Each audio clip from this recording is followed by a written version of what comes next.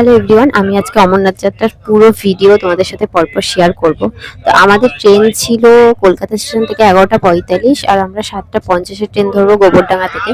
সেই জন্য একদম সারা রাত ঘুমাইনি, আর একদম সকালবেলায় উঠে 4:30টার মধ্যে আমি রান্না বান্না খাবার দাবার সব করে নিয়েছি। অবশ্যই রান্না বান্না করতে আমার শাশুড়ি মা আমাকে হেল্প করেছে।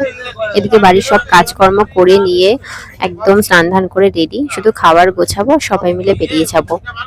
আর বাবার ব্যাগ যেহেতু আমি আগের দিনে নিয়ে চলে এসেছিলাম, তো বাবা আমাদের বাড়ি আসলো, বাকি জিনিসগুলো ব্যাগে ঢোকালাম আর বেরিয়ে পড়লাম। ঝিরিঝিরি বৃষ্টির মধ্যে দিয়ে সবাই স্টেশনে এসে ভর্তি, এক গাদা ব্যাগ। এদিকে মাঝরাত লোকাল 7টা 50 ট্রেন ঢুকে গেছে।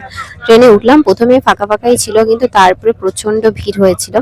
তো ঠেলাগোতা করে কলকাতা স্টেশন নামার পরে আমাদের হাতে অনেকটা টাইম ছিল, তো সবাই মিলে আড্ডা মারছিলাম আমাদের ট্রেন কোথায় দিয়েছে, ট্রেনটাকে ঘুরে দেখে আসলাম। তারপরে স্টেশনের বাইরে গেলাম, ট্রেনটাকে দেখলাম।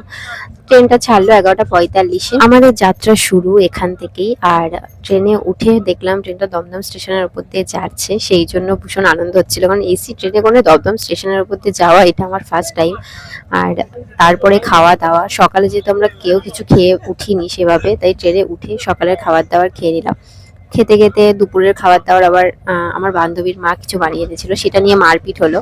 আর দেখতে দেখতেই আমাদের ট্রেন বিকেল নাগাদ পরেশনাথ স্টেশন চলে আসলো, যেটা আমাদের এর আগের বার এই স্টেশনে এসে আমরা নেমেছিলাম আর ঘুরেছিলাম। সেটা দেখে বেশ মজা হচ্ছিল। স্টেশন নেমে ঘুরলাম। আর এটা গয়া স্টেশন, গয়া স্টেশনে নামলাম, নেমে ফটো তুললাম। আর পুরো ট্রেনালার সামনে চলে গেছি, গিয়ে বলছিলাম আমি যে ট্রেনটা চালিয়ে দিও না, তাহলে কেস খেয়ে যাবো সবাই মিলে।